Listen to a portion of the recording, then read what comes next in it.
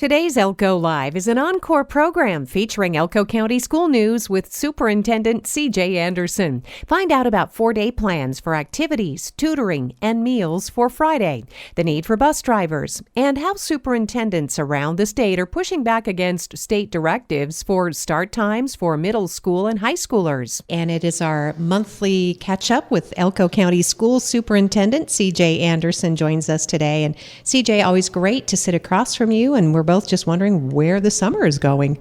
Yeah, hello again, Lori. Always awesome to be here with you too. And yeah, ditto on it's. I feel like it was just yesterday I was saying, where did June go? And here we are, mid-July already. It goes by quickly for kids and adults alike.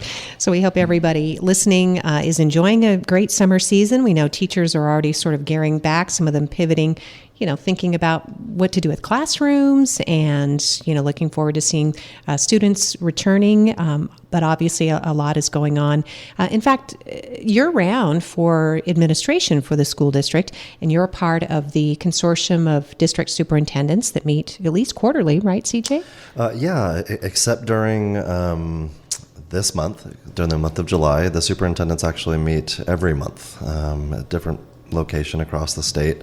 In fact, our next meeting will be here in Elko. All the superintendents and many members of the leadership of Nevada Department of Education will all be coming to Elko for that meeting. So, but yeah, the month of July, because different superintendents have different lengths of contracts and vacation and that sort of thing, we skip July. But other than that, yeah, we meet every single month during the school year. So that brings us to our topic, in that all of these superintendents together, and there are 17, and about as diverse as you can be as far as representing the districts, from Clark County to Washoe to Elko County. Esmeralda and Eureka, like all of them. Yep, we get together, and it's a pretty unique arrangement compared to almost every other state. Drawing on my experience from Texas, there's hundreds of school districts, and you mostly don't know each other, except unless you're in some sort of a leadership, or at least the school districts around you. And I've had opportunity to go to a few kind of national superintendent type things, and when they hear about the arrangement we have, where there's 17 of us plus the charter school authority, and we are all meeting together, united in our kind of approaches to legislation, to the Department of Education, it blows their minds that we're able to work together like that, and you're not kind of at each other's throats and competing necessarily, but we're all trying to build each other up and do the best for our students everywhere in the state of Nevada. So it's a really great, just a great setup.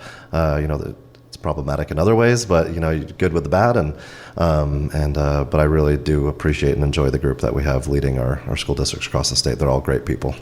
C.J. Anderson is our Elko County School Superintendent, and among the issues that you're looking at right now as a group, that would be kind of pushing back against a Department of Education, the state board, if you will, and we can kind of explain how they fit into this role of supervision.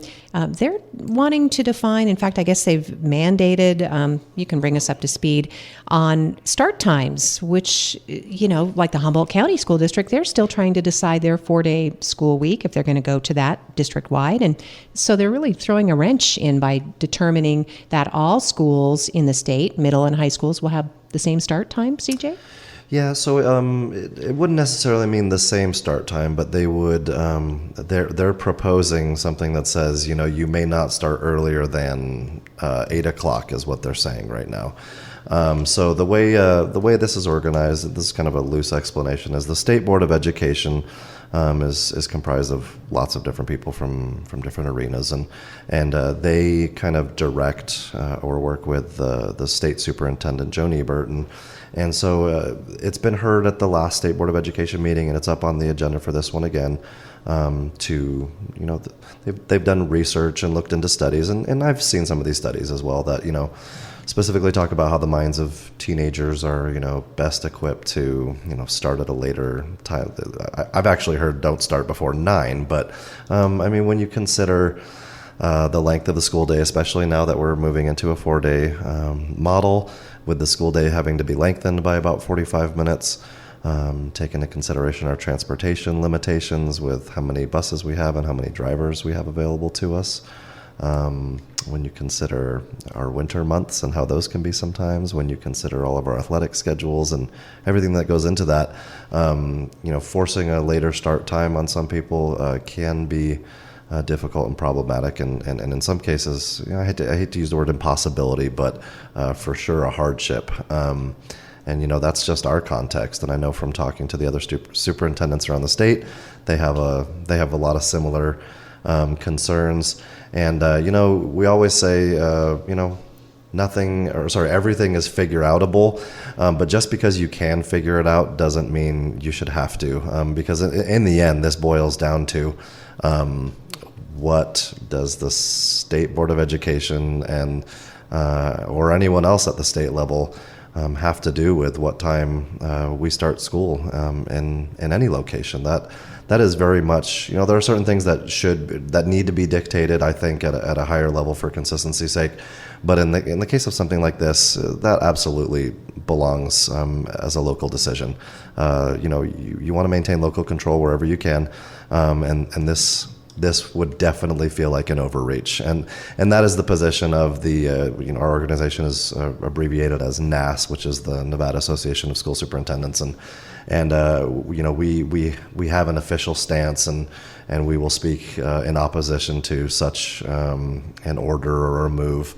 And we're also supported by another organization called NASB, which is the Nevada Association of School Boards, and they stand lockstep with us in this.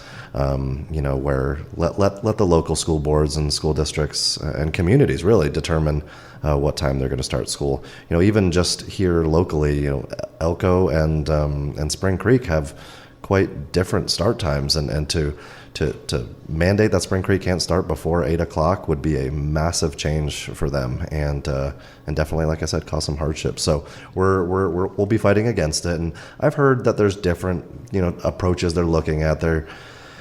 As we know, sometimes in the state of Nevada, some things come before a board or before legislators, and when they're doing those things, they're thinking of Clark County in their mind. And then the rural counties kind of get drawn into it. And so I could see a scenario in which they kind of make some rules that apply to Clark or Clark and Washoe only, and not necessarily everybody else. But it's hard to know, and so you don't sit back and wait and hope it goes your way. So we're being pretty vocal about it, and we'll continue to do so, and just let them know what that represents for us and how difficult that could be, because the resources are not as abundant, and we're already having issues from various angles of that equation anyway. So to add any more to it would be pretty problematic for us. Would you say, CJ, that's going to be on the agenda when you meet in Elko? I'm assuming that meeting's coming up soon, or? I think this, I don't remember the dates, but I think the State Board of Education meeting is before our superintendent meeting. So we've been emailing and texting back and forth about it, and we'll get those official statements and public comment and that sort of thing in place for that, because we don't meet until the first week in August as a superintendent body again. So, I don't remember the date of the next State Board of Ed meeting, but for some reason I thought it was in July. So, okay, yeah. But it'll be coming right up. It's just something that's on your plate, something you're working on along with the 17 other school districts, 16 others. And then you mentioned busing. So locally we could probably talk about maybe overcoming any busing challenges. We do know that Governor Lombardo included in his budget money for charter schools for busing, and there's at least one charter school locally, and whether or not that will have a change as a result. I'm not comfortable speaking about what the charter authority is going to be doing or busing or anything like that. I know in our case, it's been for a year or two, it's been a bit of a challenge, and having enough employees to drive buses for us, and we're making creative efforts, whether it's incentivizing or getting people who are currently employees in other capacities to also be certified. I mean, I myself am actually I have a CDL and I can drive bus if needed, and I came from Texas with that ability, but then didn't renew it, and then when we fell into the issue we have right now, I went ahead and got it renewed anyway, just so I could be available. And same goes for our HR director, Cody. Same goes for our special services director, Ken. There are people at all levels that are ready to drive in case they need to, and sometimes we do.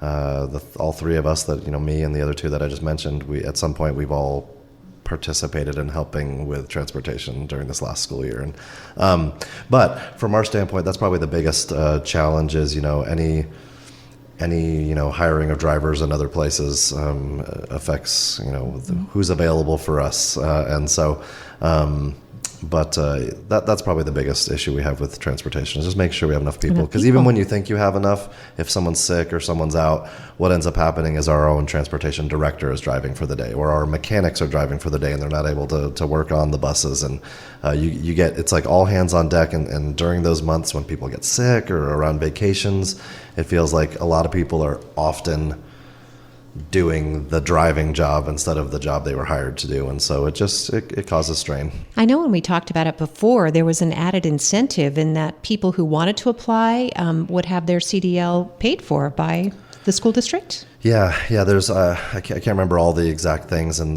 we can contacting our HR department or contacting transportation, they could give you the specifics. But I mean, over the last year, we've paid referral bonuses to employees who've referred and had drivers successfully go through the probationary period. Yes, we will pay for all training. We are doing everything we can to remove roadblocks for people who want to get in there. Obviously, you have to pass the classes. You have to pass drug tests and fingerprinting. And there's certain things we can't alleviate, just make a little easier for you. But as far as maybe financial roadblocks or other difficulties like that, we are willing to figure out how to make it work. Not letting something silly get in the way of someone being able to have that employment and us have that solution to a kind of a shortage. All right. So on the topic of staffing, any staffing issues right now? How are we looking going into the school year? I won't, I'm not going to give specific numbers, because mostly I don't, they're changing literally every day is not even accurate. It's throughout the day, every day. So we're in about the same boat as most districts are. We have vacancies, and all of those can be found on our website, and we're definitely still looking in lots of different places and being creative. I would encourage anyone who's interested to apply. Something that a lot of people may not know is you don't necessarily have to you don't have to have a teaching degree already in order to be able to teach in our schools. There are other routes. One that is often made or taken advantage of is a lot of people refer to as ARL, which means Alternative Route to Licensure. And what that means is if you have a bachelor's degree in anything, it doesn't matter what you have it in, you are eligible to apply for an ARL license for most content areas. The only ones that does not apply to, or is if you wanted to teach like a CTE course or a business and industry type course. But if you wanted to teach English or math or science, social studies, foreign language, music, there's lots of classes you could teach through ARL, and so there's other paths to get there. Because some people think, I might like working in schools, or I like, my kids are in school and that's a good schedule, and so there's lots of reasons why you might want to do that, and there's options available. At the very least, the worst that can happen is you ask and you find out, well, that's just not going to work out. But we are definitely open for business per se to help figure out. We've come to the reality and realization that the teacher pipeline right now, it's not an Elko problem. It's an everywhere in Nevada and everywhere in the country problem, and so we can't just sit and wait for a massive wave of graduates to come out. The local universities and colleges in Nevada are not producing enough teaching candidates to fill the vacancies that happen every year, and so they either have to come from outside universities, which is a problem because their states are also experiencing the same thing, or we got to figure out how to grow our own and get people that are nearby and which is preferable anyway, right? Because those are people who know the community and love it and are part of it and want to see it be successful, and they're committed to it. And so we're happy to have people from outside come in, but we sure would love to have people who already love our schools and love our community be part of our staff. And so I would just encourage anyone to review our website, see what options are there, and apply. And if you're got a question about hey, how do I do this? We have very knowledgeable and experienced specialists that can walk you through those processes and really help you out. And it sounds like the State Department of Ed has made a lot of efforts on their end to expedite those processes that, maybe even as recently as when I came here 4 years ago, it's kind of a lengthy process. It was a months-long thing every time, guaranteed. Your application's not even going to get reviewed for 3-4 months, and it's nothing like that anymore. They get it going pretty quickly now, and they've made investments there. So, yeah, just apply, talk to us, and then as far as the vacancies go, the way that works, people are asking, well, what about the vacancies? What's going to happen if those never get filled? And inevitably, every year, positions don't get filled. Not by the, maybe the certified candidate that we're looking for, but our principals and our HR department are always making contingency plans for what happens in those scenarios. And usually what will happen is that'll be filled by a long-term sub or another option like that. And so our principals make those plans, but what we have to do, just from a, kind of an insider standpoint is, let's say I have an English teacher spot open, and, I don't think I'm going to find anyone. I'm still looking, but I've got this great person who I know is a wonderful long-term substitute. I have to let time go by until August 1st to try to find a certified candidate, but then if that doesn't work, I've got that person kind of just ready to go. And in the vast majority of our open positions, our principals already have plans like that ready to go. So when they come back in late July, early August, those principals will start making those final moves, and those people will be ready to go before the school year starts. We won't be scrambling necessarily last minute for most to any of those positions. Well, that's good to know. And again, it's a year-round process. Yep. And that brings us to enrollment. It might be early, but generally we have about 10,000 students throughout the district, a couple thousand employees, right? Yes. Yeah, it's about 1,100 employees and about 10,000 kids. Yep. And, so your questions about enrollment and Yeah. going into, so right now enrollment is open for all of our schools, and all of our enrollment happens online. So you'll go to our website and you'll be redirected there. You could also contact the school site if you're having trouble finding that online, and they will help you figure that out. In fact, most of our schools have a kiosk of sorts where if, maybe the tech isn't working at home for you, or you're just confused, you prefer to have someone kind of walk you through it, you're more of an in-person kind of guy or gal, then you can head over to one of our campuses, and they'll help you get enrolled online. We also have variance request forms online that are available to be completed if a school has enough spots for kids for variances. That's an option. But yeah, that actually has been available since kind of back in the spring, and we'll continue to enroll kids all the time, even going into the school year. The enrollment platform is always running. Something that's pretty important to enrollment, and usually can be a bit of a stumbling block for people, is immunizations. You want to make sure you have your all required immunizations current with your primary care provider, and have those records to accompany your registration.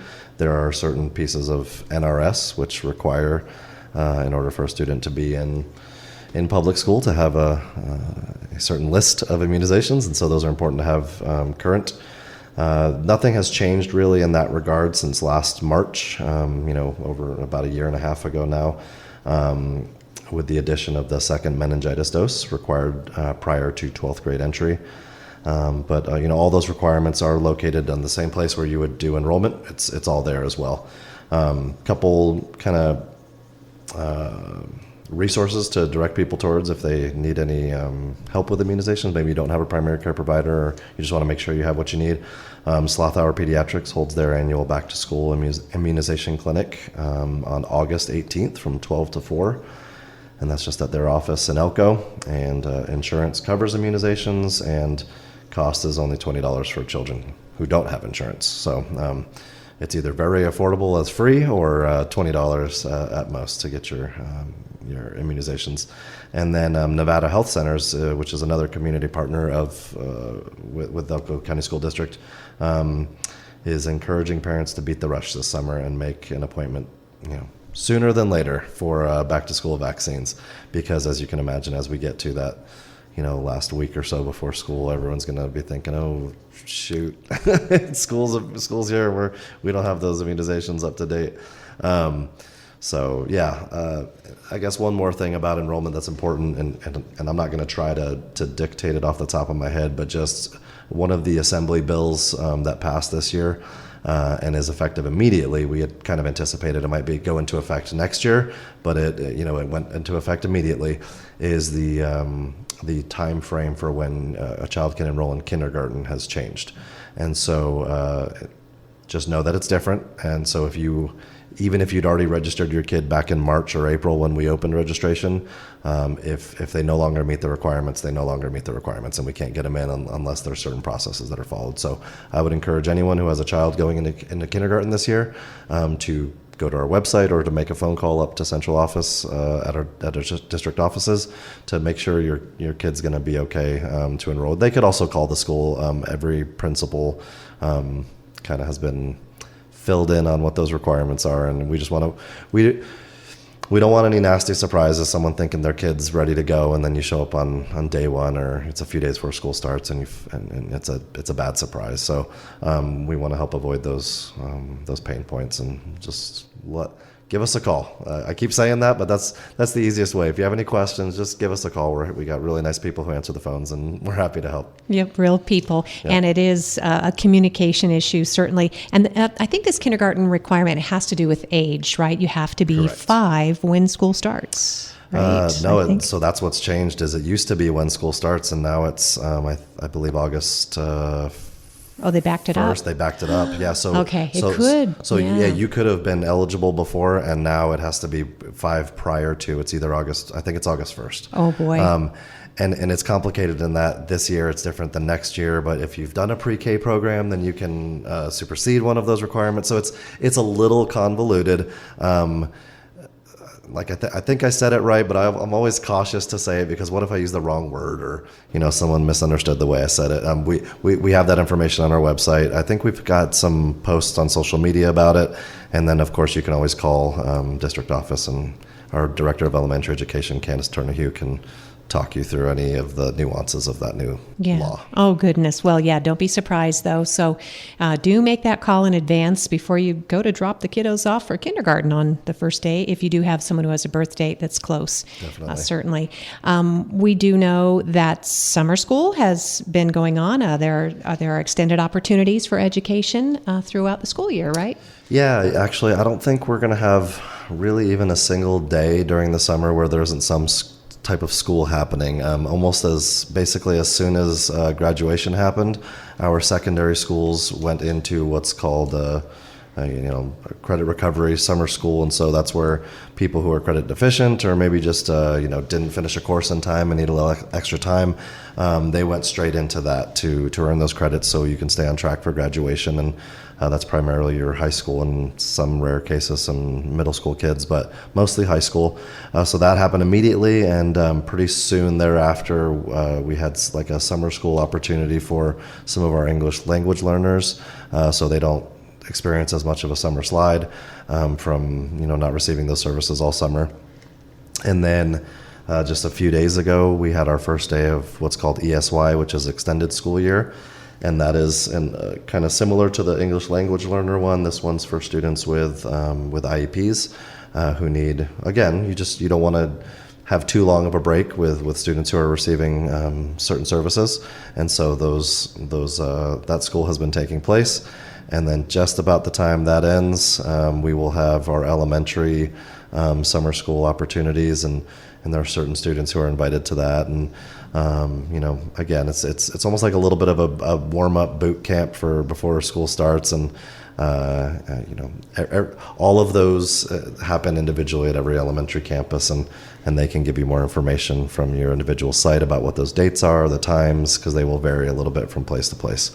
But yeah, I mean, people often, I get the question myself, a lot of teachers get the question like, oh man, how is it having summers off? And the reality is, at so many levels, there's lots of not taking the summer off. There's, at the central office level, there's lots of work that just goes on constantly.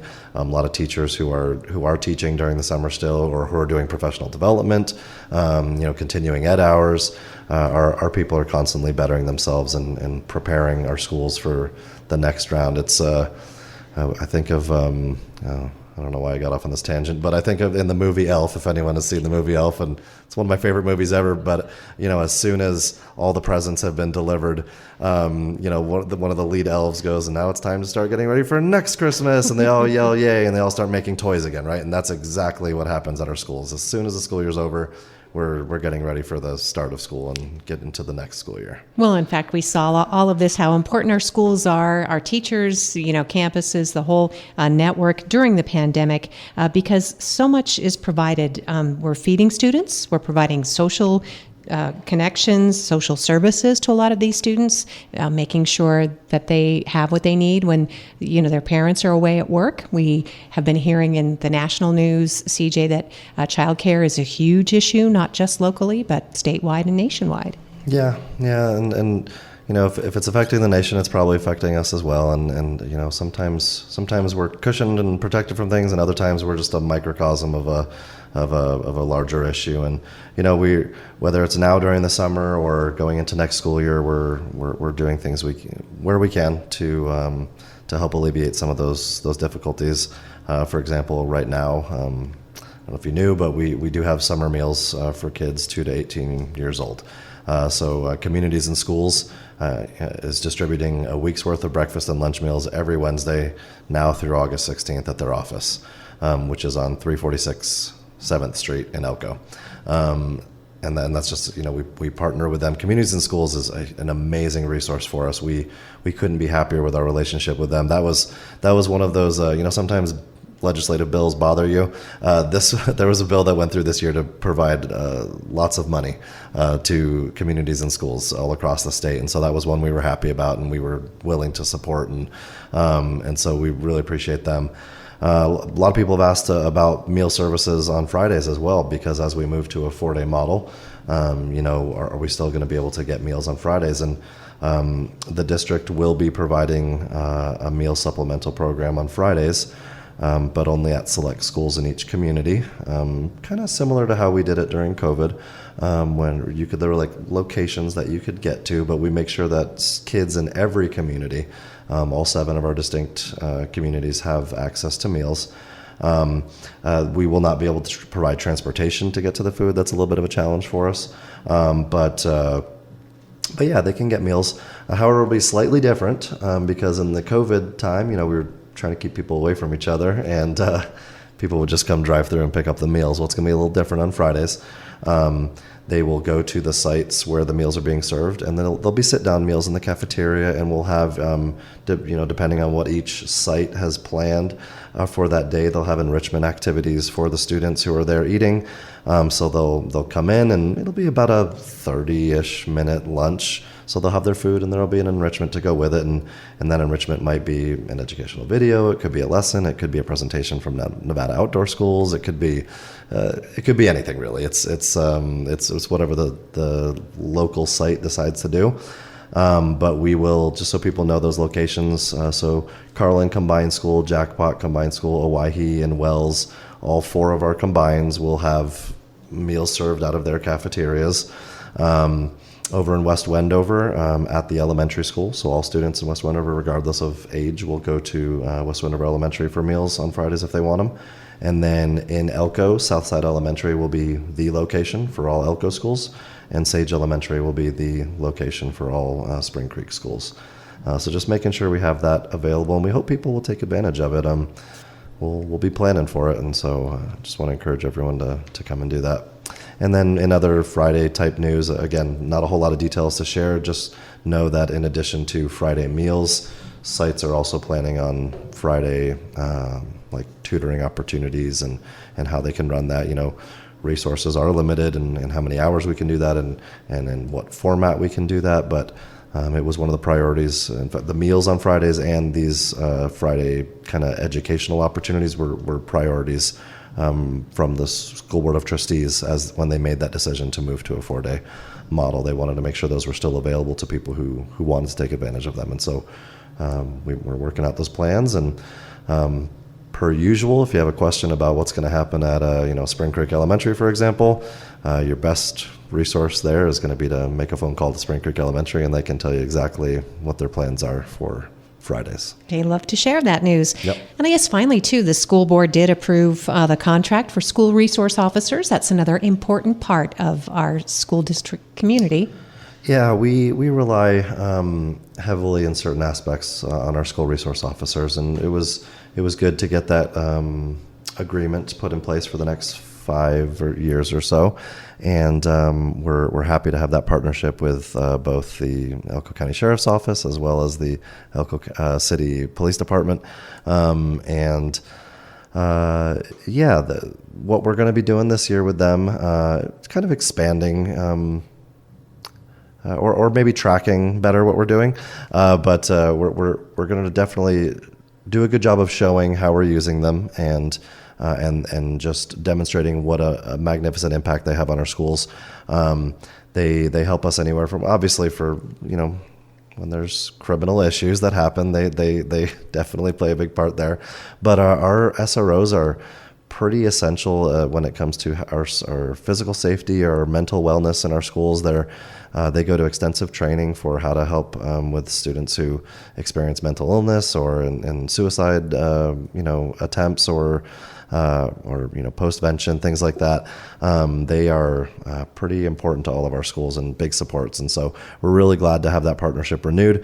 And I think we may have one or two new faces that we might see as SROs going into this next school year. I think some of that's being sorted out still here, so I don't want to spoil anything or put my foot in my mouth. But you might have a couple new faces to introduce, and we'll have them report at board meetings on what types of classes they're doing, and really want to highlight the good things they're doing, because sometimes we see police officers as whatever you think of police officers as, and the reality is they are essential components to our schools, both from a safety perspective and just from an overall wellness perspective. So we really appreciate them.